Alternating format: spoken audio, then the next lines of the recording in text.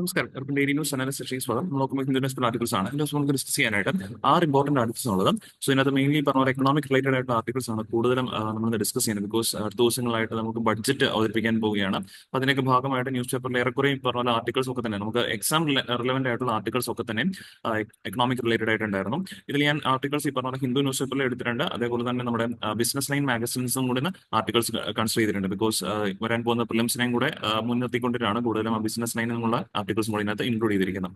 So ഇനി നമുക്ക് ഓരോ ആർട്ടിക്കിൾസ് ആയിട്ട് നോക്കാം. ഫസ്റ്റ് ആർട്ടിക്കിൾ RBI ആയിട്ട് റിലേറ്റഡ് ആണ്. RBI injecting liquidity in the system. അതായത് കറന്റ് പറയുവാണെങ്കിൽ നമ്മുടെ എക്കണോമിയിൽ എസ്പെഷ്യലി ബാങ്കിങ് മേഖലയിൽ ഒരു ലിക്വിഡിറ്റി ക്രൈസിസ് ഉള്ളതായിട്ട് ഈ പറഞ്ഞ പോലെ രേഖപ്പെടുത്തിയിട്ടുണ്ട്, കണക്കുകളൊക്കെ സൂചിപ്പിക്കുന്നുണ്ട്. അപ്പോൾ അതിനൊക്കെ ഭാഗമായിട്ടാണ് ആ ഒരു ലിക്വിഡിറ്റി ക്രൈസിസ് അവോയ്ഡ് ചെയ്യുന്നതിന്റെ ഭാഗമായിട്ട് RBI ഈ പറഞ്ഞ പോലെ വരുന്ന കുറച്ച് മാസങ്ങളിലായിട്ട് എക്കണോമിയിലേക്ക് ഏകദേശം ഈ പറഞ്ഞ പോലെ നല്ലൊരു എമൗണ്ട് ഈ പറഞ്ഞ പോലെ ലിക്വിഡിറ്റി ഇൻഫ്യൂസ് ചെയ്തിരിക്കും അല്ലെങ്കിൽ ഇൻജക്ട് ചെയ്യാൻ പോകുന്നു എന്നുള്ള രീതിയിൽ വാർത്ത വരുന്നുണ്ട്. അപ്പോൾ അത് എങ്ങനെയാണ് നടപ്പാക്കാൻ പോകുന്നത്, അതിന്റെ ഇമ്പാക്റ്റുകൾ എന്തൊക്കെയായിരിക്കും തുടങ്ങിയ കാര്യങ്ങളൊക്കെ നമുക്ക് മനസ്സിലാക്കേണ്ടതുണ്ട്. That too in the point of view general studies paper 3 എക്കണോമിക്സിന്റെ പെർസ്പെക്റ്റീവിൽ. അതുകൊണ്ട് ആ ഒരു ആർട്ടിക്കിൾ നമുക്ക് ആ ഒരു ഭാഗങ്ങളിൽ വിശദമായിട്ട് പഠിക്കാൻ സാധിക്കും. രണ്ടാമത്തെ ആർട്ടിക്കിൾ സെബി എന്ന് പറഞ്ഞു കഴിഞ്ഞാൽ securities exchange board of India ആണ്. നമ്മുടെ സ്റ്റോക്ക് മാർക്കറ്റിനെ ഒക്കെ തന്നെ റെഗുലേറ്റ് ചെയ്യുന്ന അതോറിറ്റിയാണ് സെബി എന്ന് പറയുന്നത്. അപ്പോൾ സെബിയുടെ ചീഫ് അഥവാ ചെയർമാൻ ഈ പറഞ്ഞ പോലെ അപ്പോയിന്റ് ചെയ്യുന്നതിന്റെ ഭാഗമായിട്ട് ഗവൺമെന്റ് നോട്ടിഫിക്കേഷൻ ഇറക്കിയിട്ടുണ്ട്. അപ്പോൾ അതുകൊണ്ട് തന്നെ എങ്ങനെയാണ് സെബിയുടെ ചെയർമാനെ അപ്പോയിന്റ് ചെയ്യുന്നത്, അല്ലെങ്കിൽ കാലയളവ് എത്രയാണ് തുടങ്ങിയ കാര്യങ്ങൾ, അല്ലെങ്കിൽ ബേസിക്കലി പറയുകയാണെങ്കിൽ സെബി എന്നുള്ള ഓർഗനൈസേഷനെ കുറിച്ച് നമുക്ക് കുറച്ച് കാര്യങ്ങൾ അറിയേണ്ടതുണ്ട്. അപ്പോൾ അതും നമുക്ക് എക്കണോമിക് റിലേറ്റഡ് ആയിട്ടായിരിക്കും പഠിക്കുന്നത്. ദെൻ മൂന്നാമത്തെ ടോപ്പിക്കും സ്പെക്കുലേറ്റീവ് ഡിമാൻഡ് ഫോർ മണി എന്നുള്ളതാണ് വാർത്ത വന്നിരിക്കുന്നത്. ആക്ച്വലി ആ ഒരു ന്യൂസ് പേപ്പറിന്റെ ഹെഡിങ്, ആ ഒരു ആർട്ടിക്കിളിന്റെ ഹെഡിങ് എന്ന് പറയുന്നത് സ്പെക്കുലേറ്റീവ് ഡിമാൻഡ് ഫോർ മണി എന്നല്ല, പകരം ഈ പറഞ്ഞ ഗോൾഡ് പ്രൈസസിനെ കുറിച്ചിട്ടാണ്. ഗോൾഡ് പ്രൈസ് ഈ പറഞ്ഞ പോലെ 1971 തൊട്ട് കാലഘട്ടത്തിൽ നിലവിലൊരു വർഷം വരെ നോക്കുവാണെങ്കിൽ ഗോൾഡ് പ്രൈസിന്റെ റൈസ് എന്ന് പറയുന്നത് ഓൾമോസ്റ്റ് അപ്രോക്സിമേറ്റ്ലി ഈച്ച് ഇയർ 8% വെച്ചിട്ടാണ്, 8%. 1971 തൊട്ടിട്ട് ഇങ്ങോട്ടേക്ക് ഈ പറഞ്ഞ നിലയിൽ ഗോൾഡിന്റെ പ്രൈസ് റൈസ് ചെയ്തിരിക്കുന്നത്. വേൾഡ് ഗോൾഡ് കൗൺസിലാണ് ആ ഒരു വാർത്തയാണെങ്കിലും പുറത്തുവിട്ടിരിക്കുന്നത്. അപ്പോൾ അതുകൊണ്ട് നോക്കുമ്പോഴേക്കും മാർക്കറ്റിൽ മറ്റ് ഈ പറഞ്ഞ പോലെ എന്താ പറയുക റിട്ടേൺസിനേക്കാൾ കൂടുതൽ ഗോൾഡിന് ഈ ഒരു റിട്ടേൺ തരാൻ സാധിച്ചിട്ടുണ്ട്. അതുകൊണ്ട് തന്നെയാണ് ഇപ്പോൾ നമ്മൾ നിലവിൽ നോക്കുവാണെങ്കിൽ ആളുകൾ കൂടുതലും ഇൻവെസ്റ്റ് ചെയ്യുന്നത് ഗോൾഡിൽ ഇൻവെസ്റ്റ് ചെയ്യുന്നതും ഒക്കെ നമ്മൾ കാണുന്നത്. സോവറിൻ ഗോൾഡ് ബോണ്ട് എന്നുള്ള സ്കീമിനെ കുറിച്ചൊക്കെ നമ്മൾ ഡിസ്കസ് ചെയ്തിട്ടുണ്ടായിരുന്നു. ഗവൺമെന്റ് സ്കീം ബോണ്ട് ആയിരുന്നത്. അപ്പോൾ അങ്ങനെയൊക്കെയുള്ള ഒരു ഡിമാൻഡ് വരുന്ന കാരണം അത് സൂചിപ്പിക്കുന്ന സ്പെക്കുലേറ്റീവ് ഡിമാൻഡ് ഫോർ മണി എന്നുള്ളൊരു കൺസെപ്റ്റ് അവിടെ വരുന്നുണ്ട്. ബിക്കോസ് ഇത്തരത്തിലുള്ള അസറ്റുകളിലേക്ക് കൂടുതൽ നിക്ഷേപിക്കാൻ പോകുമ്പോൾ സ്പെക്കുലേറ്റീവ് ഡിമാൻഡ് ഫോർ മണി എന്ന് പറയുന്നത് ഓട്ടോമാറ്റിക്കലി ലോവർ ആവും. അതെങ്ങനെയാണെന്നുള്ള കാര്യം നമുക്ക് ആ ഒരു ആർട്ടിക്കിൾ ഡിസ്കസ് ചെയ്യുമ്പോൾ വിശദമായിട്ട് പഠിക്കാം. ഇനി ആ ഒരു ടോപ്പിക്ക് നമുക്ക് എക്കണോമിക് റിലേറ്റഡ് പഠിക്കാനുണ്ട്. Then fourth topic import of palm ഓയിലുമായിട്ട് ബന്ധപ്പെട്ടാണ്. ഈ ഒരു ടോപ്പിക് എക്കണോമിക്സിനകത്ത് ആവശ്യമുണ്ട്, അതുപോലെ തന്നെ ഗവേണൻസ് റിലേറ്റഡ് ആയിട്ട് നമ്മൾ ആ ഒരു ടോപ്പിക്കിനെ ഡീൽ ചെയ്യുന്നുണ്ട്. ദെൻ ഫിഫ്ത്ത് ടോപ്പിക്ക് ഒരു ഡിസീസുമായിട്ട് ബന്ധപ്പെട്ടാണ്. ഇപ്പോൾ നമ്മുടെ പൂനെയിൽ ഈ പറഞ്ഞ പോലെ മഹാരാഷ്ട്രയിലെ പൂനെയിൽ ഇപ്പോൾ സ്പ്രെഡ് ആയിക്കൊണ്ടിരിക്കുന്ന ഒരു ഡിസീസാണ് ഗുലൈൻ ബാർ സിൻഡ്രോം എന്ന് പറയുന്നത്. അപ്പോൾ ആ ഒരു ഡിസീസിനെ കുറിച്ചിട്ടും അതിനെങ്ങനെയാണ് കൺട്രോൾ ചെയ്യുന്നത്, അല്ലെങ്കിൽ എങ്ങനെയാണ് സ്പ്രെഡ് ചെയ്യുന്നത് തുടങ്ങിയ കാര്യങ്ങളൊക്കെയാണ് മെയിനിയും ആ ഒരു ടോപ്പിക്കിനെ നമ്മൾ ഡിസ്കസ് ചെയ്യുന്നത്. ദെൻ ലാസ്റ്റ് എല്ലാ ദിവസവും നമ്മൾ ചെയ്യുന്ന പോലെ തന്നെ ഈ ഒരു ടോപ്പിക്കിന്റെ ഡിസ്കഷന് ശേഷം ഒരു മോഡൽ MC കൂടെ സോൾവ് ചെയ്തായിരിക്കും നമ്മൾ സെഷൻ വൈൻഡ് അപ്പ് ചെയ്യുന്നത്. അപ്പോൾ നമുക്ക് ടൈം കളയാണ്ട് സെഷൻ സ്റ്റാർട്ട് ചെയ്യാം. So first article RBI announces measures to inject liquidity into the system എന്നുള്ളതാണ് സൂചിപ്പിക്കുന്നത്. അപ്പോൾ ഇവിടെ സിസ്റ്റം എന്ന് സൂചിപ്പിക്കുന്നത് നമ്മുടെ എക്കണോമിയാണ്. അപ്പോൾ എക്കണോമിയിലേക്ക് RBI ഈ പറഞ്ഞ പോലെ മണി സപ്ലൈ ഇൻജെക്ട് ചെയ്യുന്നു എന്നുള്ളതാണ് വാർത്തയിൽ സൂചിപ്പിക്കുന്നത്. ഇവിടെ ഒരു കാര്യം ഞാൻ ആദ്യമേ പറയാൻ സൂചിപ്പിക്കുകയാണ്. ഇപ്പൊ ഉദാഹരണമായിട്ട് ഇപ്പൊ ഞാൻ ഇവിടെ വരയ്ക്കുന്ന ഈ ഒരു ബോക്സ് എന്ന് പറയുന്നതാണ് നമ്മുടെ എക്കണോമി എന്ന് സൂചിപ്പിക്കുന്നത്. ഈ എക്കണോമിക്ക് പുറത്ത് നിന്നുകൊണ്ടിട്ട് ഈ എക്കണോമിയെ കൃത്യമായിട്ട് വാച്ച് ചെയ്യുകയും ആവശ്യത്തിന് ഈ പറഞ്ഞ പോലെ പൈസ ഇല്ലെങ്കിൽ പൈസ ഇൻഫ്യൂസ് ചെയ്യുകയും അല്ലെങ്കിൽ ആവശ്യം കൂടുതൽ എക്കണോമിയിൽ പൈസ ഉണ്ടെങ്കിൽ അത് അബ്സോർബ് ചെയ്യുന്നതുമായിട്ട് രണ്ട് അതോറിറ്റീസ് ഉണ്ട്, അല്ലെങ്കിൽ രണ്ട് എന്റിറ്റീസ് ഉണ്ട്. മെയിൻലി പറയുവാണെങ്കിൽ ഗവൺമെന്റും അതേപോലെ തന്നെ രണ്ടാമതാണ് RBI. ഓക്കെ, അപ്പൊ ഇതിനകത്ത് പലപ്പോഴും ഈ പറഞ്ഞ ഗവൺമെന്റ് ആണെങ്കിലും പൈസ ഇൻഫ്യൂസ് ചെയ്യും അല്ലെങ്കിൽ ഇൻജെക്ട് ചെയ്യുന്നതിനൊക്കെ തന്നെ ഭാഗമായിട്ട് RBI ഉപയോഗിക്കാറുണ്ട് എന്നുള്ള കാര്യം കൂടെ ഓർത്ത് വെച്ചേക്കാം. ഇവർ രണ്ടുപേരും എക്കണോമിക്ക് പുറത്ത് നിന്നുകൊണ്ടുള്ള റെഗുലേറ്റേഴ്സ് ആണ്. ഇതിൽ ഏറ്റവും കൂടുതൽ റെഗുലേറ്റ് ചെയ്യുന്ന RBI ആണെന്ന് തന്നെ വേണമെങ്കിൽ പറയാം. ബിക്കോസ് നമ്മുടെ ഈ പറഞ്ഞ നാട്ടില് മണിയുടെ അൾട്ടിമേറ്റ് അതോറിറ്റി എന്ന് പറയുന്ന RBI ആണ്. ഓക്കെ, പിന്നെ ഈ പറഞ്ഞ പോലെ ഇപ്പൊ നിലവിൽ പറയുന്ന RBI announces measures to inject liquidity. Inject ചെയ്യുക എന്ന് പറഞ്ഞു കഴിഞ്ഞാൽ എക്കണോമിയിലേക്ക് പമ്പ് ചെയ്യുക, എക്കണോമിയിലേക്ക് പൈസ ഇറക്കി കൊടുക്കുക എന്നുള്ളതാണ് ഇൻജെക്ട് ചെയ്യുക എന്നുള്ളതിനെ ബേസിക്കലി ഉദ്ദേശിക്കുന്നത്. അതേ സ്ഥാനത്ത് അബ്സോർബ് ചെയ്യുക എന്ന് പറഞ്ഞു കഴിഞ്ഞാൽ എക്കണോമിയിൽ നിന്നും പൈസ വലിച്ചെടുക്കുക എന്നുള്ളതിനെ വേണമെങ്കിൽ നമുക്ക് മനസ്സിലാക്കാൻ സാധിക്കും. ഇപ്പൊ ഇവിടെ ഇൻജെക്ട് ചെയ്യുക എന്ന് പറയുന്നതിന് ആദ്യം മനസ്സിലാക്കിക്കോളൂ, എക്കണോമിയിൽ ആവശ്യത്തിന് പൈസ ഇല്ല. അതായത് എക്കണോമിയിൽ ആവശ്യത്തിന് പൈസ ഇല്ല എങ്കിൽ നമ്മുടെ എക്കണോമിയുടെ ഗ്രോത്തിനെ ബാധിക്കും. ബിക്കോസ് നമ്മുടെ കൈകളിൽ അത്യാവശ്യം പൈസ ഉണ്ടെങ്കിൽ മാത്രമേ നമുക്ക് സാധനങ്ങൾ വാങ്ങാൻ സാധിക്കുകയുള്ളൂ. ആളുകളൊക്കെ തന്നെ സാധനങ്ങൾ വാങ്ങിയെങ്കിൽ മാത്രമേ ഉള്ളൂ കമ്പനികൾ കൂടുതൽ പ്രൊഡ്യൂസ് ചെയ്യുള്ളൂ. കമ്പനികൾ കൂടുതൽ പ്രൊഡ്യൂസ് ചെയ്തെങ്കിൽ മാത്രമേ എക്കണോമിയിൽ കൂടുതൽ എംപ്ലോയ്മെന്റ് ഓപ്പർച്യൂണിറ്റീസ് ഡെവലപ്പ് ആകുള്ളൂ. അങ്ങനെ അൾട്ടിമേറ്റ്ലി എക്കണോമിക്ക് ഗ്രോ ചെയ്യാനായിട്ട് സാധിക്കുകയുള്ളൂ. അപ്പോൾ ഇവിടെ എക്കണോമിക് ഗ്രോത്തിന് ഈ പറഞ്ഞ പോലെ കുറച്ച് നാളെന്നല്ല, ശരിക്കും പറഞ്ഞു കഴിഞ്ഞാൽ ഇന്ത്യയിൽ ഒരു 1991 കാലഘട്ടം തൊട്ട് നോക്കുവാണെങ്കിൽ 1991 മുമ്പും അതിനുശേഷവും നോക്കുവാണെങ്കിൽ ഇന്ത്യയിൽ ഒരു ജോബ്ലെസ് ഗ്രോത്ത് ആണ് നമ്മൾ കാണുന്നത്. 1991 മുമ്പുള്ള ഒരു എക്കണോമിയുടെ ഒരു ഗ്രോത്ത് ശരിക്കും പറഞ്ഞാൽ നമ്മളിവിടെ കാണുന്നില്ല. എക്കണോമി വളരുന്നുണ്ട്, പക്ഷേ എംപ്ലോയ്മെന്റ് വൈസ് ജനറേഷൻ ഒക്കെ നോക്കുവാണെങ്കിൽ താരതമ്യേന കുറവാണ്. അതുകൊണ്ടാണ് ഇന്ത്യൻ എക്കണോമി ഒരു ജോബ്ലെസ് ഗ്രോത്തിലേക്കും അല്ലെങ്കിൽ റീസെന്റ് ഇയേഴ്സ് ആയിട്ട് ഇന്ത്യൻ എക്കണോമി ഒരു സ്ലോ ഡൗൺ ഫേസിലൂടെ പോകുന്നുണ്ട്. അതിനെ പരിഹരിക്കാൻ എന്ന നിലയിലാണ് നിലവിൽ ഈ പറഞ്ഞ പോലെ RBI ആണെങ്കിൽ പൈസ ഇൻഫ്യൂസ് ചെയ്യുന്നത്. ബിക്കോസ് ഒരു സ്ലോ ഡൗൺ ഫേസ് എന്ന് പറയുമ്പോഴേക്കും ആളുകളുടെ കയ്യിൽ ആവശ്യത്തിന് പൈസ ഇല്ലാതെ വരുന്ന ഒരു സിറ്റുവേഷനോടെ എക്കണോമി കടന്നു പോകുന്നതിന്റെ സൂചനയാണ് നൽകുന്നത്. അപ്പോൾ അവിടെ ആവശ്യത്തിന് പൈസ ഇല്ല എന്ന് പറയുമ്പോൾ സൂചിപ്പിക്കുന്ന ബാങ്കിങ് മേഖലയിൽ പൈസയുടെ ഷോർട്ടേജ് ഉണ്ട്. ബിക്കോസ് പൈസയുടെ ഷോർട്ടേജ് വരും. ഏതൊരു വസ്തുവിനും ആവശ്യക്കാരുടെ ആവശ്യത്തിനനുസരിച്ച് സാധനം കിട്ടാതെ വരുമ്പോഴേക്കുമാണ് അതിന്റെ പ്രൈസും കാര്യങ്ങളും കയറി പോകുന്നത്. ഇവിടെ അതാണ് സംഭവിച്ചുകൊണ്ടിരിക്കുന്നത്. ഇപ്പം ബാങ്കിങ് മേഖലയിലാണെങ്കിലും ലോണിനൊക്കെ ആണെങ്കിലും നല്ല എമൗണ്ട് ഓഫ് ഇൻട്രസ്റ്റ് ആണ് ചാർജ് ചെയ്യുന്നത്. ബിക്കോസ് ആവശ്യത്തിന് പൈസ കിട്ടാനില്ല എക്കണോമിയിൽ. അപ്പൊ അത് ആ ഒരു ടൈം പീരീഡ്, ആ ഒരു സിറ്റുവേഷനെ മറികടന്നെങ്കിൽ മാത്രമേ ഉള്ളൂ നമുക്ക് എക്കണോമിക്ക് ഇനിയും വളരാനായിട്ട് സാധിക്കുകയുള്ളൂ. ഇന്ത്യക്കാണെങ്കിൽ ഒരുപാട് വളർച്ചയ്ക്ക് സ്കോപ്പ് ഉള്ള ഒരു രാജ്യം കൂടിയാണ്. അപ്പൊ അതിനൊക്കെ ഭാഗമായിട്ടാണ് RBI ഇപ്പൊ നിലവിൽ മാർക്കറ്റിലേക്ക് പൈസ ഇൻഫ്യൂസ് ചെയ്യുന്നത്, അല്ലെങ്കിൽ ഇഞ്ചക്ട് ചെയ്യുന്നത്. അപ്പൊ പൈസ എക്കണോമിയിലേക്ക് ഇഞ്ചക്ട് ചെയ്യുമ്പോൾ RBI പുറത്ത് നിൽക്കുന്ന ഒരാളാണല്ലോ. അപ്പൊ എക്സ്ട്രാ ഇഞ്ചക്ട് ചെയ്യുമ്പോഴേക്കും ഓട്ടോമാറ്റിക്കലി ഈ എക്കണോമിയിൽ ഉണ്ടായിരുന്ന പൈസയുടെ അളവ് വർദ്ധിക്കും. അപ്പൊ നേരത്തെ ഈ പറഞ്ഞ അളവ് എക്സ് ആയിരുന്നുവെങ്കിൽ ഇപ്പൊ മേ ബി ഈ പറഞ്ഞ പോലെ ഗ്രേറ്റർ ദാൻ എക്സ് വരാനുള്ള ചാൻസസ് ഉണ്ട്. എക്സിനേക്കാളും കൂടിയ ഒരു എമൗണ്ടിലേക്ക് ഈ പറഞ്ഞ പോലെ മണി സപ്ലൈ വരും. ബിക്കോസ് പുറത്തുനിന്നാണ് എക്കണോമിയിലേക്ക് പൈസ പമ്പ് ചെയ്യുന്നത്. അപ്പൊ ഇതിന്റെ ഭാഗമായിട്ട് കൂടുതൽ ആളുകളുടെ കയ്യിലേക്ക് പൈസ എത്തും. അതും ഈ പറഞ്ഞ പോലെ അളവിൽ കൂടുതൽ പൈസ ആകുമ്പോഴേക്കും പലിശകളൊക്കെ കുറയുമല്ലോ. അപ്പോൾ ആളുകൾക്കെല്ലാം തന്നെ പൈസ ലോവർ ഇൻട്രസ്റ്റ് റേറ്റിൽ കിട്ടാനായിട്ട് സാധിക്കും. അത് വെച്ചിട്ട് ബിസിനസ് സ്റ്റാർട്ട് ചെയ്യാം. അങ്ങനെ എക്കണോമി വളരാനായിട്ട് സാധിക്കും. ഇതാണ് അൾട്ടിമേറ്റ്ലി ഉദ്ദേശം എന്ന് പറയുന്നത്. പക്ഷേ ഇത് ഒരു പരിധിയിൽ കൂടുതൽ കൂടിപ്പോയി കഴിഞ്ഞാൽ ഈ ഇഞ്ചക്ട് ചെയ്യുന്ന എക്കണോമിയിലേക്ക് ഇഞ്ചക്ട് ചെയ്യുന്ന പൈസ ഉണ്ടല്ലോ, അത് ഒരു പരിധിയിൽ കൂടുതൽ കൂടിപ്പോയി കഴിഞ്ഞാൽ it can lead to inflation. Because ആളുകളുടെ കയ്യിൽ ആവശ്യം കൂടുതൽ പൈസയാവും. ആവശ്യം കൂടുതൽ പൈസ ആയി കഴിഞ്ഞാൽ ഈ പറഞ്ഞ പോലെ കൂടുതൽ സാധനങ്ങൾ അവർ ഡിമാൻഡ് ചെയ്യും. അന്നേരം സാധനം ആവശ്യത്തിന് കിട്ടാതാകും, സാധനങ്ങളുടെ വില വർദ്ധിക്കും. And it can lead to demand pull ഇൻഫ്ലേഷനിലേക്ക് പോകാനായിട്ടുള്ള ഒരു ചാൻസസും വളരെ വളരെ കൂടുതലാണ്. അപ്പൊ അതുകൊണ്ട് ഇത് ശ്രദ്ധിച്ച് മാത്രമേ ചെയ്യാനായിട്ട് പറ്റുള്ളൂ. അല്ലാതെ ഈ പറഞ്ഞ പോലെ നമുക്ക് തോന്നുന്ന പോലെ ഇഷ്ടമുള്ള ഒരു എമൗണ്ട് ഇറക്കി കൊടുക്കാൻ പറ്റില്ല. അത് കാൽക്കുലേറ്റഡ് ആയിട്ടുള്ള രീതിയിൽ മാത്രമേ നമുക്ക് ചെയ്യാൻ പറ്റുള്ളൂ. ബിക്കോസ് അങ്ങനെ ചെയ്തില്ലെങ്കിൽ നമ്മൾ ഉദ്ദേശിച്ചേക്കാൾ നെഗറ്റീവ് ആയിട്ടുള്ള ഒരു ഇമ്പാക്ട് ആയിരിക്കും എക്കണോമിയിൽ ഒരുപക്ഷെ ഇത് ഉണ്ടാക്കാനായിട്ട് പോകുന്നത്. എനിവേ സംഭവം പിടികിട്ടിയല്ലോ. അതായത് എക്കണോമിയിലേക്ക് RBI എന്ത് ചെയ്യാൻ പോവാണ്? പൈസ ഇഞ്ചക്ട് ചെയ്യാനായിട്ട് പോവാണ്. ഇനിയാണ് നമ്മൾ നോക്കാൻ പോകുന്നത് ഏതൊക്കെ രീതിയിലാണ് ഈ പൈസ ഇഞ്ചക്ട് ചെയ്യാനായിട്ട് പോകുന്നത്. ഏകദേശം 1.5 ലക്ഷം കോടി രൂപയാണ് RBI ഈ പറഞ്ഞ പോലെ ഫേസ്ഡ് മാനറിൽ, ഒറ്റയടിക്കല്ല ഫേസ്ഡ് മാനറിൽ ഈ പറഞ്ഞ പോലെ എക്കണോമിയിലേക്ക് ഇഞ്ചക്ട് ചെയ്യാനായിട്ട് പോകുന്നത്. ഇത് ഏതൊക്കെ മാർഗങ്ങളിലൂടെ ആയിരിക്കും എന്നുള്ള കാര്യം ഇവിടെ കൃത്യമായിട്ട് പറയുന്നുണ്ട്. ഒന്നാമത്തെ പോയിന്റ് ബൈ സ്വാപ്പ് ഓപ്ഷൻസ് ആയിരിക്കും. ഒന്നാമത്തെ മാർഗം സ്വാപ്പ് ഓപ്ഷൻസിലൂടെയാണ് ചെയ്യാനായിട്ട് പോകുന്നത്. നമുക്ക് ഡിസ്കസ് ചെയ്യാം കേട്ടോ. ഞാൻ ഓരോ പോയിന്റ് എന്താണെന്ന് പറഞ്ഞതിന് ശേഷം അത് ഓരോന്ന് എന്താണെന്ന് ഡിസ്കസ് ചെയ്യാം. ഒന്നാമത്തെ മെത്തേഡ് സ്വാപ്പ് ഓപ്ഷനിലൂടെ ആയിരിക്കും. രണ്ടാമത്തെ മെത്തേഡ് വേരിയബിൾ റിപ്പോ റേറ്റിലൂടെ ആയിരിക്കും ഇഞ്ചക്ട് ചെയ്യാനായിട്ട് പോകുന്നത്. മൂന്നാമത്തെ പോയിന്റ് ഓപ്പൺ മാർക്കറ്റ് ഓപ്പറേഷൻസിലൂടെ. അപ്പൊ ഈ 3 രീതിയിലൂടെ ആയിരിക്കും ഈ 1.5 ലക്ഷം കോടി രൂപ RBI എക്കണോമിയിലേക്ക് പമ്പ് ചെയ്യാൻ പോകുന്നതാണ് പറയുന്നത്. ഇതിൽ ഒന്നാമത്തെ പോയിന്റ് നമുക്ക് നോക്കാം, സ്വാപ്പ് എഗ്രിമെന്റ്, സ്വാപ്പ് ഓപ്ഷൻസ്. ഇവിടെ സ്വാപ്പ് ഓപ്ഷൻസ് എന്ന് പറഞ്ഞു കഴിഞ്ഞാൽ ബാങ്കുകൾക്ക് നിലവിൽ അവർ ഈ പറഞ്ഞ പോലെ ഫോറിൻ എക്സ്ചേഞ്ചുകളൊക്കെ അവർ ഹോൾഡ് ചെയ്യുന്നുണ്ട്. ലൈക്ക് ഡോളർ ആയിക്കോട്ടെ, അല്ലെങ്കിൽ മറ്റ് വിദേശ രാജ്യങ്ങളിലെ കറൻസീസ് ഒക്കെ അവർ ഹോൾഡ് ചെയ്യുന്നുണ്ട്. RBI പറഞ്ഞിരിക്കുന്ന ഈ ഒരു ഡേറ്റ് പറയും. ആ ഒരു ഡേറ്റ് ആകുമ്പോഴേക്കും ഈ സ്വാപ്പ് ഓപ്ഷൻസ് ഓപ്പൺ ആവും. അന്നേരം ബാങ്കുകൾക്ക് അവരുടെ കയ്യിലുള്ള ഡോളറുമായിട്ട് RBIയുടെ അടുത്ത് ചെന്ന് കഴിഞ്ഞാൽ ആ ദിവസത്തെ എക്സ്ചേഞ്ച് റേറ്റ് പ്രകാരം അവരെന്ത് ചെയ്യും? RBI അവർക്ക് പകരം ഇന്ത്യൻ റുപ്പി കൊടുക്കും. ഇപ്പം ഇന്ന് നിലവിൽ പറയുവാണെങ്കിൽ $1 80 രൂപ എന്ന് വിചാരിച്ചു. അങ്ങനെയാണെങ്കിൽ $1 ബാങ്കുകൾ RBI എടുത്ത് ചെല്ലുമ്പോഴേക്കും ബാങ്കിന് തിരിച്ച് RBI 80 രൂപ കൊടുക്കും. അതാണ് സംഭവം. അതാണ് സ്വാപ്പിംഗ് എന്ന് പറയുന്നത്. ഒരു കറൻസി കൊടുത്ത് മറ്റൊരു കറൻസിയിലേക്ക് കൊടുക്കുന്നു. നമുക്ക് ലോണൊക്കെ കൊടുക്കാൻ ആവശ്യം ഇന്ത്യൻ റുപ്പി അല്ല, അല്ലാതെ ഡോളറിലല്ല ആവശ്യമുള്ളത്. അതുകൊണ്ട് തന്നെയാണ് ഇവിടെ സ്വാപ്പ് ചെയ്യുന്നത്.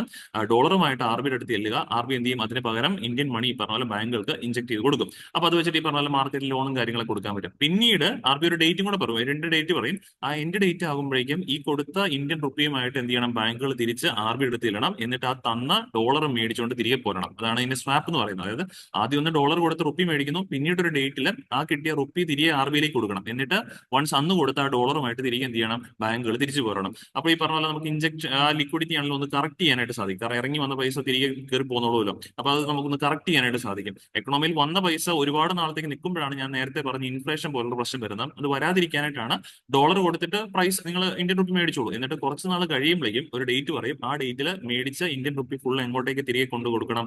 RBIയിലേക്ക് മുഴുവനായിട്ട് കൊണ്ടു കൊടുക്കണം. അപ്പൊ ആ നമുക്ക് ആ ലിക്വിഡിറ്റി കറക്റ്റ് ചെയ്യാനായിട്ട് സാധിക്കും. ഇനി രണ്ടാമത്തെ മെത്തേഡിന്റെ പേരാണ്, അതിലൂടെ നോക്കിയാൽ ഏകദേശം ഈ 1.5 ലക്ഷം കോടി രൂപയിൽ 60,000 കോടി രൂപ ഗവൺമെന്റ് മീൻസ് RBI ഈ രീതിയിലായിരിക്കും ആ ഒരു സ്വാപ്പിംഗ് ഓപ്ഷൻസിലൂടെ ആയിരിക്കും ചെയ്യാനായിട്ട് പോകുന്നത്. ഇനി ഈ പറഞ്ഞ പോലെ അടുത്ത് ഈ പറഞ്ഞ പോലെ പറയാൻ പോവുകയാണെങ്കിൽ 60,000 കോടി രൂപ ഓപ്പൺ മാർക്കറ്റ് ഓപ്പറേഷൻസ് ആണ്. $5 ബില്യൺ ആണ് സ്വാപ്പിംഗ് ചെയ്യുന്നത് കേട്ടോ. മാറിപ്പോയി 60,000 നമ്മളെ മൂന്നാമത്തെ ഓപ്പൺ മാർക്കറ്റ് ഓപ്പറേഷൻ ചെയ്യാണ് പോകുന്നത്. അപ്പോൾ സ്വാപ്പിംഗിലൂടെ $5 ബില്യൺ എമൗണ്ട് ആയിരിക്കും അങ്ങോട്ട് ഇങ്ങോട്ട് സ്വാപ്പ് ചെയ്യുന്നതാണ് പറഞ്ഞിരിക്കുന്നത്. ഇനി രണ്ടാമത്തെ മെത്തേഡാണ് വേരിയബിൾ റിപ്പോ റേറ്റ്. റിപ്പോ എന്നുള്ള കാര്യം നിങ്ങൾ ഇതിനു മുമ്പും കേട്ടിട്ടുണ്ടോ? റിപ്പോ എന്ന് പറഞ്ഞു കഴിഞ്ഞാൽ ബാങ്കുകൾക്ക് RBIയുടെ കയ്യിൽ നിന്ന് കടം മേടിക്കാൻ പറ്റുന്ന ഈ പറഞ്ഞ പോലെ പലിശയ്ക്ക് പറയുന്ന പേരാണ് റിപ്പോ എന്ന് പറയുന്നത്. റിപ്പോ ഓപ്പറേഷൻസ് എന്ന് പറയും. ലിക്വിഡിറ്റി അഡ്ജസ്റ്റ്മെന്റ് എന്നാണ് ഇതിനെ പൊതുവിൽ പറയാറുള്ളത്. അതായത് ബാങ്കുകൾക്ക് RBIയുടെ അടുത്ത് നിന്ന് കടം മേടിക്കാം. ആ കടം മേടിക്കുമ്പോൾ ചാർജ് ചെയ്യുന്ന പലിശയ്ക്ക് പറയുന്ന പേരാണ് റിപ്പോ റേറ്റ് എന്ന് പറയുന്നത്. ഇത് യൂഷ്വലി ഓവർനൈറ്റ് ചാർജുകളാണ്. ഓവർനൈറ്റ് എന്ന് പറഞ്ഞു കഴിഞ്ഞാൽ ഒരു ദിവസത്തെ പരിപാടിയാണ് മെയിൻലി നടത്താറുള്ളത്. ഇനി ഇവിടെ വേരിയബിൾ റിപ്പോ റേറ്റ് എന്ന് പറഞ്ഞു കഴിഞ്ഞാൽ ഈ ടേം റിപ്പോ റേറ്റ് എന്ന് പറയാറുണ്ട്. വേരിയബിൾ റിപ്പോ റേറ്റ് എന്ന് പറഞ്ഞു കഴിഞ്ഞാൽ 14 ദിവസം വരെയാണ് നോർമലി 14 ദിവസം വരെ കടമെടുക്കാൻ പറ്റുന്നതാണ്. ആർ ബിയുടെ കയ്യിൽ നിന്ന് ബാങ്കുകൾ കടമെടുക്കാൻ പറ്റുന്നതാണ് ഈ വേരിയബിൾ റിപ്പോ റേറ്റ്. അവിടെ പലിശ എന്ന് പറയുന്നത് വെറും റിപ്പോ ആയിരിക്കത്തില്ല, മാർക്കറ്റിൽ അവൈലബിൾ ആയിട്ടുള്ള പലിശ പ്രകാരമായിരിക്കണം ബാങ്ക് ഇവിടെ കടമെടുക്കേണ്ടത്. മാർക്കറ്റിൽ ഒബ്വിയസ്ലി നമ്മുടെ മാർക്കറ്റിൽ കാണാൻ സാധിക്കുന്ന ലോവസ്റ്റ് പലിശയാണ് റിപ്പോ എന്നൊക്കെ പറയുന്നത്. ഒബ്വിയസ്ലി മാർക്കറ്റിലെ പലിശ എന്ന് പറയുന്നത് കൂടുതലായിരിക്കും, റിപ്പോയേക്കാൾ കൂടുതലായിരിക്കും. അപ്പം ഇവിടെ സാധാരണഗതിയിൽ അലോ ചെയ്തിരിക്കുന്ന ഒരു ദിവസമാണ്, അതിൽ കൂടുതൽ ദിവസത്തേക്ക് എടുക്കുമ്പോൾ പലിശ ഓട്ടോമാറ്റിക്കലി കൂടുതൽ കൊടുക്കണം. അതിന് വേണ്ടിയിട്ടാണ് variable repo rate which is charge at the market interest rate. Market interest റേറ്റിലായിരിക്കും ബാങ്കുകൾക്ക് ആർ ബിയുടെ കയ്യിൽ നിന്ന് കടമെടുക്കാൻ പറ്റുന്ന through variable repo rate. Usually variable repo rate 14 ദിവസത്തേക്കാണ് കൊടുക്കാറുള്ളത്. ഇവിടെ എത്ര ദിവസത്തേക്ക് കൊടുക്കാൻ നോക്കിയാൽ 56 ദിവസത്തേക്കാണ്, which is highest tenure period ആണ്. നിലവിൽ ഇത് പറയുവാണെങ്കിൽ ഏറ്റവും കൂടുതൽ നാളത്തേക്കായിട്ടുള്ള ഒരു വേരിയബിൾ റിപ്പോ റേറ്റ് ആണ് ഈ ഒരു പോയിന്റ്. അത് നമുക്ക് പ്രിലിംസിന് ആവശ്യമായിട്ട് വന്നേക്കാം. This will probably B the first time that variable repo options for such A long tenure will be conducted. ആദ്യമായിട്ടാണ് ഇത്രയും ദീർഘനാളത്തേക്കുള്ള വേരിയബിൾ റിപ്പോ ഓപ്ഷൻസ് ഈ പറഞ്ഞ പോലെ ആർ ബി കണ്ടക്ട് ചെയ്യുന്നത്. 56 ദിവസത്തേക്കുള്ള വേരിയബിൾ റിപ്പോ ഓപ്ഷൻസും ആർ ബി കണ്ടക്ട് ചെയ്യണം. അതായത് ഇത്രേ ഉള്ളൂ. ഇന്ന് വേരിയബിൾ റിപ്പോയിലൂടെ നമ്മൾ ഇന്ന് ആർ ബിയുടെ കയ്യിൽ നിന്ന് കടം മേടിക്കുകയാണെങ്കിൽ 56 ദിവസം കഴിഞ്ഞ് തിരികെ കൊണ്ടുവന്ന പൈസ അടച്ചാൽ മതി. മറ്റേതൊക്കെയാണെങ്കിൽ ഇന്ന് കൊടുത്ത് സാധാരണ റിപ്പോ ആണെങ്കിൽ ഇന്ന് കൊടുത്ത് നാളെ തന്നെ കൊണ്ടുവന്ന് തിരികെ അടയ്ക്കേണ്ട സാധനമാണ്. ഇത് അങ്ങനെയല്ല, 56 ദിവസത്തെ ഗ്യാപ്പ് കിട്ടും ബാങ്കുകൾക്ക് ഇതുകൊണ്ട് തിരികെ അടയ്ക്കാനായിട്ട്. അങ്ങനെ ഓൾമോസ്റ്റ് ഈ പറഞ്ഞ പോലെ ഏകദേശം നല്ലൊരു എമൗണ്ട് 50,000 കോടി രൂപയുടെ എമൗണ്ട് വേരിയബിൾ റിപ്പോ റേറ്റോടെ ആർ ബി ടാർഗറ്റ് ചെയ്യുന്നുണ്ട് എക്കണോമിയിലേക്ക് കൊടുക്കാനായിട്ട്. ഇനി അടുത്തതാണ് മൂന്നാമത്തെ method, open market operations. Open market operations എന്ന് പറഞ്ഞു കഴിഞ്ഞാൽ buying and selling of government securities എന്ന് പറയുന്ന പേരാണ്. ഗവൺമെന്റ് സെക്യൂരിറ്റീസ് വാങ്ങുകയും വിൽക്കുകയും ചെയ്യുന്ന മാർക്കറ്റിലെ ഓപ്പറേഷൻസിന് പറയുന്ന പേരാണ് ഓപ്പൺ മാർക്കറ്റ് ഓപ്പറേഷൻസ്. ഇവിടെ നമുക്ക് മാർക്കറ്റിലെ ലിക്വിഡിറ്റിയെ കൺട്രോൾ ചെയ്യാൻ പറ്റും. അതായത് ഗവൺമെന്റ് ബോണ്ട് കടപ്പത്രം എന്നൊക്കെ പറയുന്നതാണ്. ഒരു ഉദാഹരണമായിട്ട് പറയുകയാണെങ്കിൽ ഗവൺമെന്റ് സെക്യൂരിറ്റീസ് അല്ലെങ്കിൽ ട്രഷറി ബില്ലുണ്ട്, ഇതെല്ലാം ഗവൺമെന്റ് സെക്യൂരിറ്റീസ് ആണ്. അപ്പോൾ ഗവൺമെന്റ് സെക്യൂരിറ്റീസ് മാർക്കറ്റിലേക്ക് ഇഷ്യൂ ചെയ്യുമ്പോൾ ഇത് വാങ്ങാൻ താല്പര്യമുള്ള ആളുകൾക്ക് ഇത് വാങ്ങാം. ഓക്കെ, അപ്പൊ ആ വാങ്ങുന്ന ആൾക്കാർ ഗവൺമെന്റ് സെക്യൂരിറ്റി ഒരു പേപ്പർ എന്ന് വിചാരിച്ചാൽ മതി, ഒരു മുദ്രപത്രം പോലെ ആ പേപ്പർ അവർക്ക് കൊടുക്കും. എന്നിട്ട് ആ പേപ്പറിൽ എത്രയാണോ എമൗണ്ട് ആ എമൗണ്ട് പൊതുജനങ്ങളുടെ കയ്യിൽ നിന്ന് അല്ലെങ്കിൽ ആ ബാങ്കുകളുടെ കയ്യിൽ നിന്ന് ഗവൺമെന്റ് ഇങ്ങോട്ട് കളക്ട് ചെയ്യും. അപ്പൊ അതാണ് ഈ ഓപ്പൺ മാർക്കറ്റ് ഓപ്പറേഷൻസ് എന്നൊക്കെ പറയുവാണെങ്കിൽ. അപ്പൊ ഇവിടെ നോക്കി ബോണ്ടുകളൊക്കെ സെയിൽ നടത്തുമ്പോൾ എക്കണോമിയിലുള്ള പൈസ തിരികെ ഇങ്ങോട്ട് കയറിപ്പോരും. കാരണം ഈ ബോണ്ട് അങ്ങോട്ട് കൊടുത്തിട്ട് പൈസ ഇങ്ങനെ മേടിക്കുകയാണല്ലോ ചെയ്യുന്നത്. അപ്പൊ ഇത്തരത്തിൽ ഈ പറഞ്ഞ ഗവൺമെന്റ് ഒരുപാട് ബോണ്ടുകൾ ആർ ബിയുടെ കയ്യിലിരിപ്പുണ്ട്. ആർ ബി ഇപ്പം ചെയ്യുന്ന ആ ഗവൺമെന്റ് ബോണ്ടുകൾ, തങ്ങളുടെ കയ്യിലിരിക്കുന്ന ഗവൺമെന്റ് ബോണ്ടുകൾ മാർക്കറ്റിലേക്ക് വിൽക്കും. ഓക്കെ, മാർക്കറ്റിലേക്ക് വിൽക്കുമെന്ന് വിചാരിച്ചു. മാർക്കറ്റിലേക്ക് ആ ബോണ്ട് കൊടുക്കുമ്പോഴേക്കും പൈസ ഉള്ള ആൾക്കാർ എന്ത് ചെയ്യും, ആ പൈസ ആർ ബിയിലേക്ക് കൊടുക്കും. അപ്പൊ ആർ ബിക്ക് എന്ത് ചെയ്യാൻ സാധിച്ചു, എക്കണോമിയിലെ പൈസയുടെ അളവിനെ കുറയ്ക്കാൻ സാധിച്ചു. എനിക്ക് ആവശ്യത്തിൽ കൂടുതൽ എക്കണോമിയിൽ പൈസ ഉണ്ടെങ്കിൽ ഈ മാർഗ്ഗം ആർ ബി ഐ ചെയ്യാൻ പറ്റും. ഇനി ആവശ്യത്തിന് പൈസ ഇല്ല എന്നുള്ളതാണല്ലോ ഇപ്പോഴത്തെ പ്രശ്നം. ആവശ്യത്തിന് പൈസ ഇല്ലെങ്കിൽ മാർക്കറ്റിൽ ഗവൺമെന്റ് ബോണ്ടുകൾ കയ്യിലുള്ള ആൾക്കാരോട് ആർ ബി പറയും, നിങ്ങൾ ഞങ്ങളുടെ കയ്യിൽ കൊണ്ടുവന്ന് ഈ ബോണ്ട് തന്നോളൂ, എന്നിട്ട് അതിൽ പറയുന്ന എമൗണ്ട് ഞങ്ങൾ മടക്കി തന്നേക്കാമെന്ന് പറയും. അപ്പൊ എന്ത് ചെയ്യാൻ പറ്റും, നമുക്ക് മാർക്കറ്റിലേക്ക് ലിക്വിഡിറ്റി ഇഞ്ചെക്ട് ചെയ്യാൻ പറ്റും. അപ്പൊ ഇവിടെ നടക്കുന്ന പറഞ്ഞു കഴിഞ്ഞാൽ ബൈയിങ് ഓഫ് ഗവൺമെന്റ് സെക്യൂരിറ്റീസ് ആണ്. ഈ മാതൃകയിലും buying of government securities buy ചെയ്യും, government securities R B buy ചെയ്യും. ബൈയിങ് ഓഫ് ഗവൺമെന്റ് സെക്യൂരിറ്റീസ് പറയുമ്പോൾ അതിലെ എമൗണ്ട് ആർ ബി തിരിച്ച് കസ്റ്റമേഴ്സിന് കൊടുക്കും. അപ്പൊ എക്കണോമിയിലേക്ക് പൈസ നമുക്ക് പമ്പ് ഔട്ട് ചെയ്യാനായിട്ട് സാധിക്കും. അതാണ് ഏകദേശം ഈ പറഞ്ഞ പോലെ 1.5 ലക്ഷം കോടി രൂപ ഇത്തരത്തിൽ. അതിനകത്ത് 60,000 കോടി രൂപയാണ് ഈ പറഞ്ഞ ഓപ്പൺ മാർക്കറ്റ് ഓപ്പറേഷൻസിന്റെ ഭാഗമായിട്ട് ആർ ബി ഐ ചെയ്യാനായിട്ട് പോകുന്നത്. അപ്പൊ ഇങ്ങനെ ഈ 3 രീതിയിലായിരിക്കും എക്കണോമിയിലേക്ക് 1.5 ലക്ഷം കോടി രൂപയുടെ ഒരു pumping out R B I ചെയ്യാൻ പോകുന്നുള്ള കാര്യം ഓർക്കുക. അപ്പൊ ഇങ്ങനെയാണ് നമ്മുടെ എക്കണോമിയിൽ ഈ പറഞ്ഞ ആവശ്യത്തിന് പൈസ ഇല്ല എങ്കിൽ, ഇതൊക്കെ ആവശ്യത്തിന് പൈസ ഇല്ലാതെ വരുന്ന ഒരു സാഹചര്യത്തിൽ ആർ ബി ഐ ചെയ്യുന്ന പരിപാടിയാണ്. ഇതിന് നേരെ ഓപ്പോസിറ്റ് ആയിട്ടുള്ള കാര്യങ്ങളായിരിക്കും ആവശ്യം കൂടുതൽ പൈസ എക്കണോമിയിൽ ഉണ്ടെങ്കിൽ ആർ ബി ഐ ചെയ്യാനായിട്ട് പോകുന്നത്. ഇതാണ് ഇത്രയും ഡീറ്റെയിൽ ആയിട്ട് നമുക്ക് ഈ ഒരു വാർത്തയിൽ നിന്ന് മനസ്സിലാക്കിയിരിക്കണം. ബിക്കോസ് ഈ ഒരു ആംഗിളിൽ നിന്ന് നമുക്ക് യു പി എസ് സിക്ക് ആണെങ്കിലും ചോദിക്കാനായിട്ട് പോകുന്ന ആപ്ലിക്കേഷൻ ലെവൽ ഓഫ് ക്വസ്റ്റ്യൻസ് ആയിരിക്കും കൂടുതലും യു പി എസ് സി ഇവിടുന്ന് ചോദിക്കാനായിട്ട് പോകുന്നത്. ശരിവേ ഞാൻ പറഞ്ഞ കാര്യങ്ങളെല്ലാം ഇവിടെ ഓൾറെഡി ഒന്നുകൂടെ ആഡ് ചെയ്ത് വെച്ചിട്ടുണ്ട്. ഗവൺമെന്റ് സെക്യൂരിറ്റീസ് എന്ന് പറയുമ്പോൾ എസ്പെഷ്യലി ട്രേഡബിൾ ഇൻസ്ട്രുമെന്റ് ആണ്. ഇഷ്യൂഡ് ബൈ സെൻട്രൽ ഗവൺമെന്റ് ആകാം അല്ലെങ്കിൽ സ്റ്റേറ്റ് ഗവൺമെന്റ് ആകാം. ഇവിടെ ഗവൺമെന്റ് സെക്യൂരിറ്റീസ് എന്ന് പറയുമ്പോൾ ഒരു കാര്യം ഓർത്തിരിക്കണം, ട്രഷറി ബില്ലും അതുപോലെ ബോണ്ടുകളും ഒക്കെയാണ് പ്രധാനപ്പെട്ട ഗവൺമെന്റ് സെക്യൂരിറ്റീസ് എന്ന് പറയുന്നത്. അതിൽ ട്രഷറി ബിൽ എന്ന് പറയുന്ന കാര്യം ആർക്ക് മാത്രമേ ഇഷ്യൂ ചെയ്യാൻ സാധിക്കുള്ളൂ, സെൻട്രൽ ഗവൺമെന്റിന് മാത്രമേ ഇഷ്യൂ ചെയ്യാൻ സാധിക്കുള്ളൂ, സ്റ്റേറ്റ് ഗവൺമെന്റിന് പറ്റത്തില്ല. ഇനി അതേ സ്ഥാനത്ത് ഡേറ്റഡ് ഗവൺമെന്റ് സെക്യൂരിറ്റീസ് അഥവാ ബോണ്ട് എന്നൊക്കെ പറയുന്നത് സെൻട്രൽ ഗവൺമെന്റ് ഇഷ്യൂ ചെയ്യാം, സ്റ്റേറ്റ് ഗവൺമെന്റുകൾക്ക് ഇഷ്യൂ ചെയ്യാം. പക്ഷേ സ്റ്റേറ്റ് ഗവൺമെന്റ് ഇഷ്യൂ ചെയ്യുന്ന ഈ പറഞ്ഞ പോലെ ഗവൺമെന്റ് ബോണ്ടിന് അറിയപ്പെടുന്ന പേര് സ്റ്റേറ്റ് ഡെവലപ്മെന്റ് ലോൺസ് എന്നാണുള്ള കാര്യം കൂടി, SDL സ്റ്റേറ്റ് ഡെവലപ്മെന്റ് ലോൺസ് ആണെന്നുള്ള കാര്യം ജസ്റ്റ് ഒന്ന് ഓർത്തിരിക്കുക കേട്ടോ. മെയിൻലി ഇതൊക്കെ പരീക്ഷയ്ക്ക് ചോദിക്കാവുന്നതാണ്. ട്രഷറി ബിൽ എന്ന് പറയുന്നത് സെൻട്രൽ ഗവൺമെന്റിന് മാത്രമേ ഇഷ്യൂ ചെയ്യാൻ പറ്റുള്ളൂ. ആർക്ക് ഇഷ്യൂ ചെയ്യാൻ പറ്റത്തില്ല ട്രഷറി ബിൽ, സ്റ്റേറ്റ് ഗവൺമെന്റുകൾക്ക് ഇഷ്യൂ ചെയ്യാൻ പറ്റത്തില്ല. പക്ഷേ ഡേറ്റഡ് സെക്യൂരിറ്റീസ് അഥവാ ബോണ്ട് എന്ന് പറയുന്ന സെൻട്രൽ ഗവൺമെന്റിന് ഇഷ്യൂ ചെയ്യാം, സ്റ്റേറ്റ് ഗവൺമെന്റുകൾക്കും ഇഷ്യൂ ചെയ്യാം എന്നുള്ള കാര്യം കൃത്യമായിട്ട് ഓർത്ത് വെച്ചു കേട്ടോ.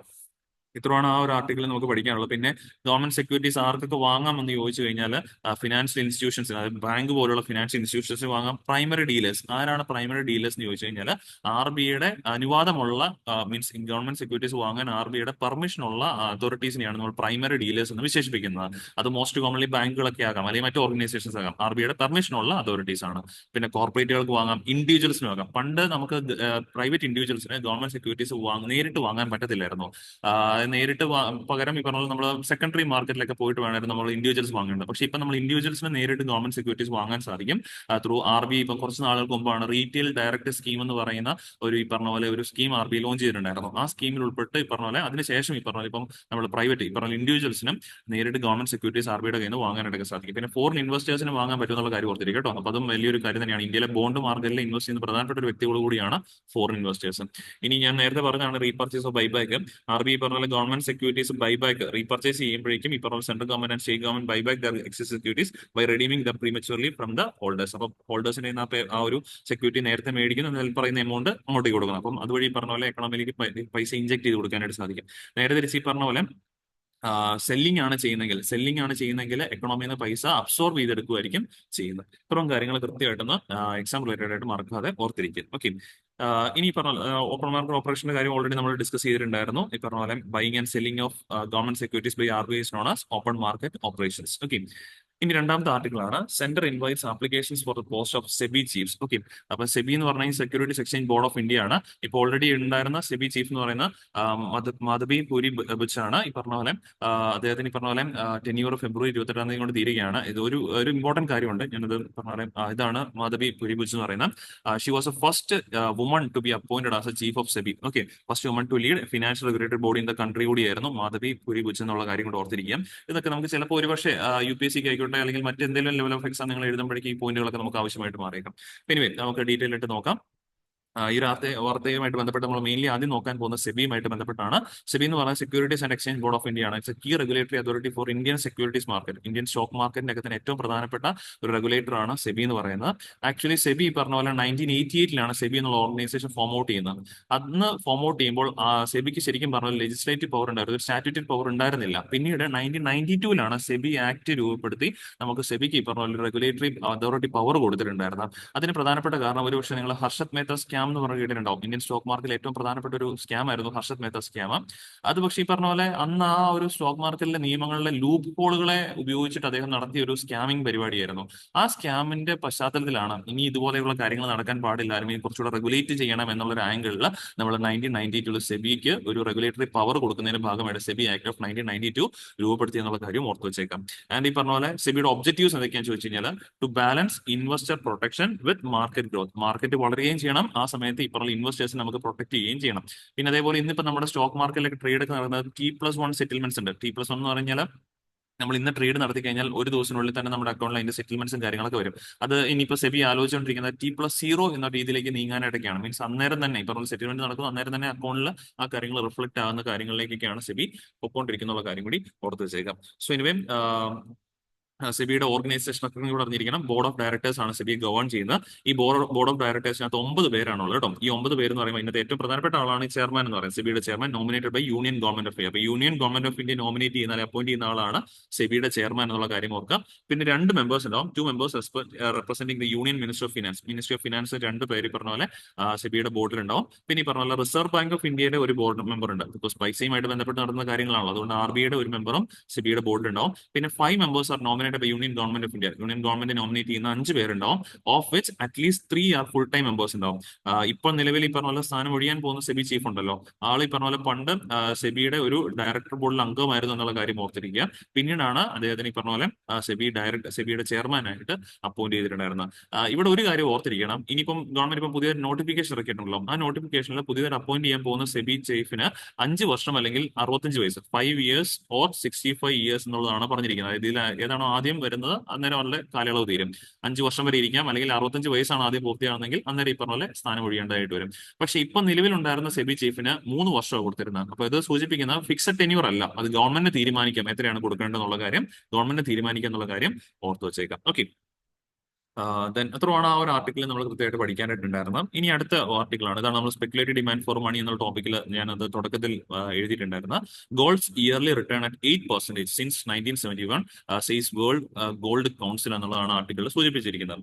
അതായത് ഗോൾഡിന്റെ റിട്ടേൺ ആണ് ഇയർലി 8% വെച്ചാണ് റിട്ടേൺ വന്നിരിക്കുന്നത്. നമുക്കിപ്പം നാട്ടിൽ ശരിക്കും പറഞ്ഞു കഴിഞ്ഞാൽ നമ്മുടെ ബാങ്ക് FD പോലും നോർമലി ഒരു പബ്ലിക് സെക്ടർ ബാങ്കിൽ FDക്ക് പോലും അത്ര ഒരു റേറ്റിലേക്ക് ഉയരാനായിട്ടൊന്നും പലപ്പോഴും സാധിച്ചിട്ടുണ്ടായിരുന്നില്ല. 1971 ആ കാലഘട്ടം തൊട്ട് തുടങ്ങുവാണെങ്കിലും അവിടെയാണ് ഗോൾഡിന്റെ ഇയർലി റിട്ടേൺ എന്ന് സൂചിപ്പിക്കുന്നത്. അത് വലിയൊരു റിട്ടേൺ ആണ്. ഇങ്ങനെ വരുമ്പോഴേക്കും speculative demand for money reduce ചെയ്യും. ബിക്കോസ് സ്പെക്കുലേറ്റീവ് ഡിമാൻഡ് ആക്ച്വലി നമ്മൾ പഠിക്കുന്നതാണ്, മണിക്ക് സ്റ്റോർ ഓഫ് വാല്യൂ ഇല്ല. അതായത് മണി എന്ന് പറയുന്നത് നമുക്ക് സാധനങ്ങൾ വാങ്ങാനായിട്ടുള്ള സാധനമാണ്. പൈസ എന്ന് പറഞ്ഞാൽ സാധനങ്ങൾ വാങ്ങാനുള്ള സാധനമാണ്. പൈസ ആസിച്ച് വെച്ച് കഴിഞ്ഞാൽ അതിന്റെ മൂല്യം ഒന്നും കൂടത്തില്ല. പക്ഷെ സ്വർണ്ണത്തിന്റെ കാര്യം നമുക്കറിയാം. ഇന്നിപ്പോ നമ്മൾ 1 ഗ്രാം സ്വർണ്ണം 5000 രൂപ കൊടുത്ത് മേടിക്കാൻ വിചാരിച്ചു.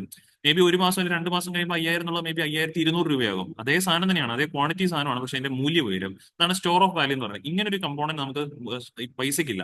പൈസ ഈ പറഞ്ഞ പോലെ ഇന്ന് നമ്മൾ ആ 100 രൂപയുടെ നോട്ടോട് വെച്ച് കഴിഞ്ഞാൽ അത് നാളെ ആയാലും നാളെ കഴിഞ്ഞാലും 1 മാസം കഴിഞ്ഞാൽ ആ 100 രൂപ നോട്ടിന് ആ 100 രൂപ തന്നെയാണ് അതിലുള്ളൂ.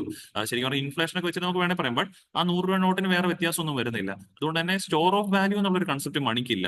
മണി എന്ന് പറയുന്നത് used for buying goods and services ആണ്. ഇവിടെ ചില സമയങ്ങളിൽ നമ്മൾ പൈസ ഉപയോഗിച്ചിട്ട് സ്റ്റോർ ഓഫ് വാല്യൂ ഉണ്ടാക്കിയെടുക്കാൻ ശ്രമിക്കും. ലൈക്ക് ഈ പറഞ്ഞ പൈസ മുടക്കി ഗോൾഡ് മേടിക്കാൻ വിചാരിച്ചു. അപ്പൊ നമ്മൾ ആ പൈസ സ്റ്റോർ ഓഫ് വാല്യൂവിന്റെ ഒരു രൂപത്തിലേക്ക് മാറ്റിയെടുക്കുക ചെയ്യുന്നത്. അപ്പൊ ഇത് നോർമലി ചെയ്യുന്നത് നമ്മൾ സ്പെക്കുലേറ്റീവ് ഡിമാൻഡ് എന്ന് പറഞ്ഞു കഴിഞ്ഞാൽ motivation to hold currency in hand എന്ന് വേണമെങ്കിൽ പറയാൻ പറ്റും. Physical currencies in hand hold ചെയ്യാനുള്ള ജനങ്ങളുടെ മോട്ടിവേഷനെയാണ് സ്പെക്കുലേറ്റീവ് ഡിമാൻഡ് കൊണ്ട് സൂചിപ്പിക്കുന്നത്. അപ്പൊ ഇവിടെ സ്വർണ്ണത്തിന്റെ പ്രൈസ് കൂടുന്നു കണ്ടു കഴിഞ്ഞാൽ ആൾക്കാരും കയ്യിൽ പൈസ വെച്ചുകൊണ്ടിരിക്കാൻ ശ്രമിക്കില്ല. ആൾക്കാർ എന്ത് ചെയ്യും? നോർമലി ഗോൾഡ് വാങ്ങാനായിട്ട് ശ്രമിക്കും. അങ്ങനെ ഗോൾഡ് വാങ്ങാൻ ശ്രമിക്കുമ്പോഴേക്കും കയ്യിൽ ഫിസിക്കൽ കറൻസീസ് ഹോൾഡ് ചെയ്യാനുള്ള മോട്ടിവേഷൻ ഉണ്ടാവോ? ഇല്ല. അവിടെ നമ്മൾ പറയും സ്പെക്കുലേറ്റീവ് ഡിമാൻഡ് ഫോർ മണി എന്ന് പറയുന്നത് ലോവർ ചെയ്തു. സ്പെക്കുലേറ്റീവ് ഡിമാൻഡ് കുറഞ്ഞു. ബിക്കോസ് അതിന്റെ ഓൾട്ടർനേറ്റീവ്സ് ആയിട്ട് ഗോൾഡ് അല്ലെങ്കിൽ മാർക്കറ്റിൽ FD ആയിക്കോട്ടെ അല്ലെങ്കിൽ ബോണ്ടുകൾ ആയിക്കോട്ടെ, ഇതിൽ നിന്ന് കൂടുതൽ റിട്ടേൺസ് കിട്ടുന്നുണ്ടെന്ന് കണ്ടു കഴിഞ്ഞാൽ ആൾക്കാർ കയ്യിൽ പൈസ വെച്ചോണ്ടിരിക്കത്തില്ല. സോ സ്പെക്കുലേറ്റീവ് ഡിമാൻഡ് കുറയും. നേരെ തിരിച്ച് മാർക്കറ്റിൽ ഒരു ക്രൈസിസ് നടന്നുകൊണ്ടിരിക്കുകയെന്ന് വിചാരിച്ചു. മാർക്കറ്റിൽ ഒരു ക്രൈസിസ് നടന്നുകൊണ്ടിരിക്കുകയാണ്, എക്കണോമി ഒരു സ്ലോ ഡൗൺ ഫേസിലേക്ക് പോയിക്കൊണ്ടിരിക്കുകയാണ്. അന്നേരം ആളുകൾക്ക് ഇൻവെസ്റ്റ് ചെയ്യാൻ മടി കാണിക്കും. ബിക്കോസ് ഒരു ശുഭാപ്തി വിശ്വാസം ഉണ്ടാവില്ല എക്കണോമിയെ സംബന്ധിച്ച്. അങ്ങനെ വന്നു കഴിയുമ്പോഴേക്ക് സ്പെക്കുലേറ്റീവ് ഡിമാൻഡ് ഫോർ മണി എന്ന് പറയുന്നത് ഇൻക്രീസ് ആവും. ബിക്കോസ് ആളുകൾ കൂടുതലും കയ്യിൽ പൈസ വെക്കാനായിട്ട് ശ്രമിക്കും rather than investing in other measures. ഇവിടെ ഈ പോയിന്റ് കൃത്യമായിട്ട് ഓർക്കേണ്ടത് എന്താണ് സ്പെക്കുലേറ്റീവ് ഡിമാൻഡ് ഫോർ മണി എന്നുള്ളതാണ് മെയിൻലി നമ്മൾ ഓർത്തിരിക്കേണ്ടത്. ബിക്കോസ് സ്പെക്കുലേറ്റീവ് ഡിമാൻഡ് നമുക്ക് ആവശ്യമാണ്. കാര്യം സ്റ്റോർ ഓഫ് വാല്യൂ എന്നുള്ളൊരു കൺസെപ്റ്റ് മണിക്ക് ആസ് സ്റ്റോർ ഓഫ് വാല്യൂ ഇല്ല.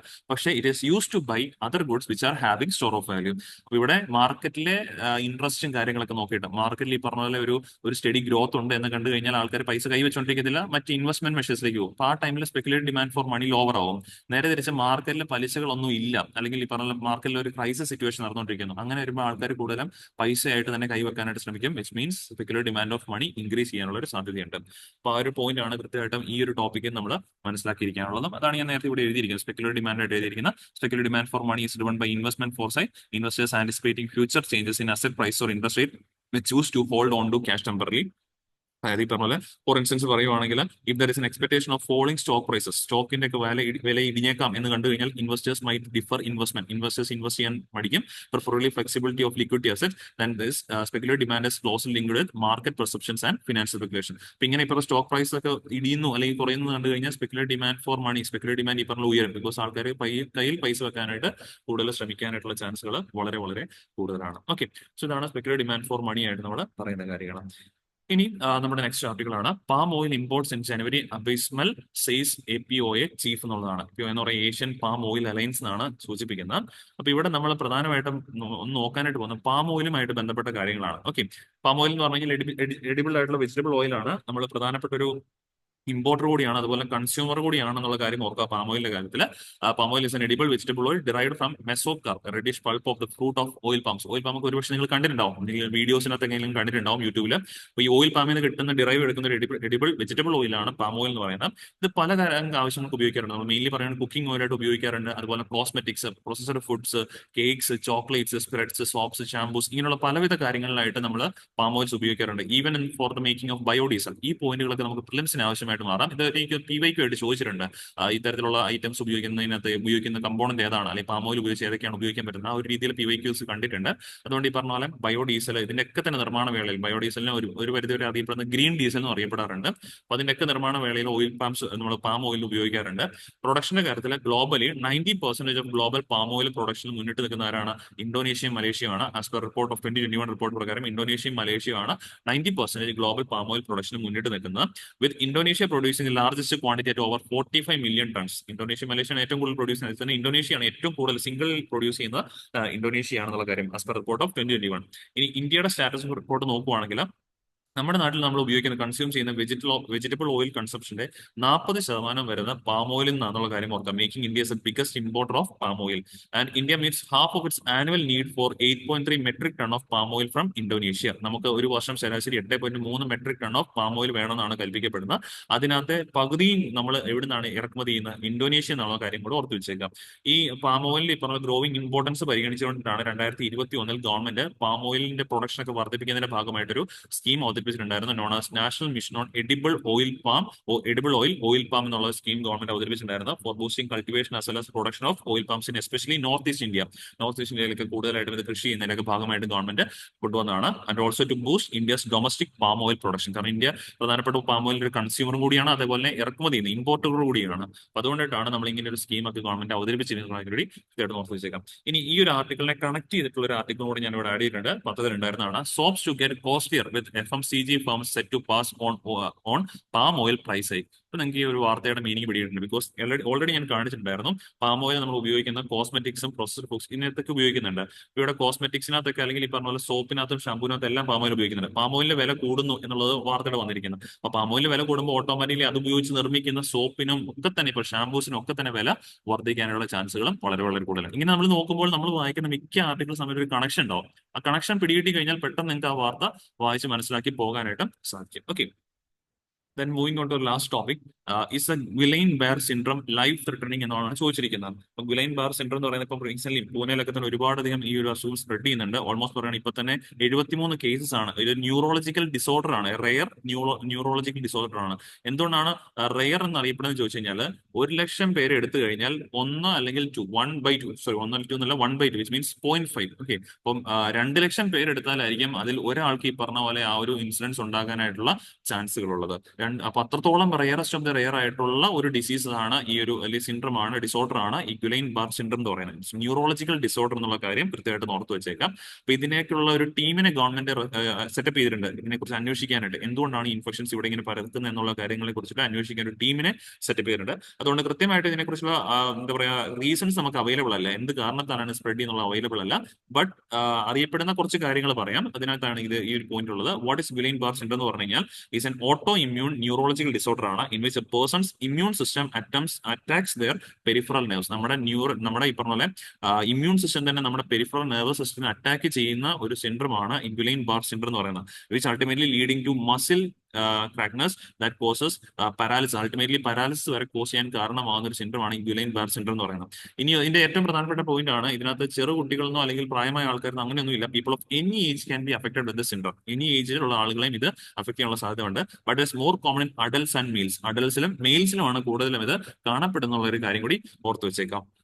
സോ ഇത് WHO കണക്കുകൾ പ്രകാരം ഈ ഒരു അസുഖം ഈ ഒരു സിൻഡ്രം വരുന്നത് അത് ഈ പറഞ്ഞ പോലെ ബാക്ടീരിയൽ ആകാം, അല്ലെങ്കിൽ ഈ പറഞ്ഞ വൈറസ് മൂലവും ബാക്ടീരിയ മൂലവും വരാൻ സാധിക്കും. കൂടുതലും വരാറുള്ളത് നമ്മൾ എന്താ പറയാ ഡേർട്ടി ആയിട്ടുള്ള അല്ലെങ്കിൽ അൺക്ലീൻ ആയിട്ടുള്ള വാട്ടർ ഒക്കെ തന്നെ കൺസ്യൂം ചെയ്യുമ്പോഴാണ്, ഫുഡ് ഐറ്റംസ് ഒക്കെ കൺസ്യൂം ചെയ്യുമ്പോഴാണ്. എസ്പെഷ്യലി ഗ്യാസ്ട്രോ എൻഡൈറ്റിസ് പോലുള്ള പ്രശ്നങ്ങളൊക്കെ വരുന്നതിന്റെ ഭാഗമായിട്ടാണ് ഈ ഒരു അസുഖം കാണപ്പെടാറുള്ളത് എന്നുള്ളതാണ്, അല്ലെങ്കിൽ മോസ്റ്റ് കോമൺ ആയിട്ട് കാണപ്പെടാറുള്ളതെന്നാണ് WHO കണക്കുകൾ സൂചിപ്പിക്കുന്നത്. അതുപോലെ സിക്ക വൈറസ് ഇങ്ങനെയുള്ള അസുഖങ്ങൾ മീൻസ് വൈറസുകൾ പിടിപെടുന്ന ആളുകളിലും ഈ ഒരു സിൻഡ്രം കാണാറുണ്ട്. അപ്പൊ ഇത് വരുമ്പോൾ ഏറ്റവും വലിയ പ്രശ്നം എന്താണെന്ന് ചോദിച്ചാൽ നമ്മുടെ നെർവസ് സിസ്റ്റത്തിന് ഇത് അറ്റാക്ക് ചെയ്യും. നമ്മുടെ തന്നെ ഇമ്മ്യൂൺ സിസ്റ്റം നമ്മുടെ നെർവസ് സിസ്റ്റം അറ്റാക്ക് ചെയ്യും. അങ്ങനെ ഈ പറഞ്ഞ പോലെ ഗ്രാജുവലി ബ്രെയിനിലേക്കുള്ള സിഗ്നൽസ് ഒക്കെ തന്നെ ായിട്ടും അതുവഴി ഈ പറഞ്ഞ പാരാലിസിസ് ഒക്കെ തന്നെ സംഭവിക്കാനുള്ള ചാൻസുകളും വളരെ വളരെ കൂടുതലാണ്. അപ്പോൾ there are some ട്രീറ്റ്മെന്റ്സ് ഉണ്ട്. ഇതിന്റെ ഭാഗമായിട്ട് കുറച്ച് ട്രീറ്റ്മെന്റ്സ് ഉണ്ട്. പക്ഷെ ഇത് ആ ട്രീറ്റ്മെന്റുകൾ ഈ പറഞ്ഞ പോലെ ഇതായില്ലെങ്കിൽ ഇത് കോംപ്ലിക്കേറ്റഡ് ആകുകയും അതുവഴി ഈ പറഞ്ഞ പോലെ നെർവസ് സിസ്റ്റത്തിനെ ബാധിക്കുകയും നമ്മുടെ ബ്ലഡ് പ്രഷറും ഹാർട്ട് റേറ്റും ഒക്കെ തന്നെ അൺകൺട്രോൾ ലെവലിലേക്ക് പോകാനുള്ള ചാൻസ് ഉണ്ട്. അങ്ങനെ വരുമ്പോഴാണ് ഇത് ലൈഫ് ത്രെറ്റനിങ് ആയിട്ട് മാറുന്നത്. But there are some treatments in aid for recovery from this Guillain-Barre syndrome. കുറച്ച് ട്രീറ്റ്മെന്റ്സ് ഉണ്ട്. പക്ഷെ അത് എന്താ പറയാ അതിന്റേതായിട്ടുള്ള ട്രീറ്റ്മെന്റ് ആയിട്ട് നമ്മൾ കൊടുക്കുന്നതല്ല. ബേസ്ഡ് ഓൺ ദാറ്റ് സിംറ്റംസിന് വെച്ചിട്ട് നമ്മൾ കൊടുക്കുന്ന ട്രീറ്റ്മെന്റ്സ് ആണ്. ഇപ്പോഴും അതിന്റെ ഈ പറഞ്ഞ പോലെ എക്സാക്ട് ആയിട്ടുള്ള ട്രീറ്റ്മെന്റ് മെത്തഡോളജിയും ഒക്കെ തന്നെ നമ്മൾ കണ്ടുപിടിച്ചുകൊണ്ടിരിക്കുന്നു എന്നുള്ള കാര്യം കൂടി ഓർത്ത് വെച്ചേക്കാം. അപ്പൊ എന്താണ് Guillain-Barre syndrome എന്ന് പറഞ്ഞു കഴിഞ്ഞാൽ നെർവസ് ഡിസോർഡറിന്റെ ഒരു ഭാഗമായിട്ടുള്ളതാണ്, ന്യൂറോളജിക്കൽ ഡിസോർഡർ ആണ്. ഇത് വൈറസ് ആകാം അല്ലെങ്കിൽ ബാക്ടീരിയ ആകാം എന്നുള്ളതാണ്. നിഗമനത്തിലേക്ക് എത്തിയിട്ടില്ല, ഇപ്പൊ ഏതാണെന്നുള്ള കാര്യം അറിയത്തില്ല. ബട്ട് എന്നാലും വൈറൽ ഓർ ബാക്ടീരിയ ആണ്. കൂടുതലും അൺസേഫ് അൺക്ലീൻ ഈ പറഞ്ഞ പോലെ ഡേർട്ടി ആയിട്ടുള്ള ഡ്രിങ്കിങ് വാട്ടർ അല്ലെങ്കിൽ ഫുഡ് ഐറ്റംസ് കൺസ്യൂം ചെയ്യുന്നതിന്റെ ഭാഗമായിട്ടാണ് ഇങ്ങനെയുള്ള കാര്യങ്ങൾ പരക്കാറുള്ളത് എന്നുള്ള കാര്യം കൂടി കൃത്യമായിട്ടൊന്ന് മനസ്സിലാക്കിയിരുന്നേക്കാം. ഓക്കെ, ഇത്രയാണ് ഈ ഒരു ആർട്ടിക്കിൾ നമുക്ക് എക്സാമ്പിൾ ആയിട്ട് പഠിക്കാനുണ്ടായിരുന്നത്. ദെൻ ലാസ്റ്റ് നമ്മുടെ ഒരു ക്വസ്റ്റ്യൻ ആണ്, ഓപ്പൺ മാർക്കറ്റ് ഓപ്പറേഷൻസുമായിട്ട് ബന്ധപ്പെട്ട് 2 സ്റ്റേറ്റ്മെന്റ് ക്വസ്റ്റൻ ആണ്. പെട്ടെന്ന് തന്നെ നിങ്ങൾക്ക് ആൻസർ എഴുതാൻ പറ്റും. അപ്പോൾ ഇതിനകത്ത് ഈ 2 സ്റ്റേറ്റ്മെന്റ് ഏതൊക്കെയാണ് കറക്റ്റ് എന്ന് നോക്കിയിട്ട് നമ്മുടെ കമന്റ് ബോക്സിൽ നിങ്ങൾ ആൻസർ രേഖപ്പെടുത്തുക. ഡിസ്കസ് ചെയ്ത ടോപ്പിക്സ് എല്ലാവർക്കും ക്ലിയർ ആണെന്ന് വിശ്വസിക്കുന്നു. വീണ്ടും നമുക്ക് അടുത്ത ദിവസം കാണാം. Thank you.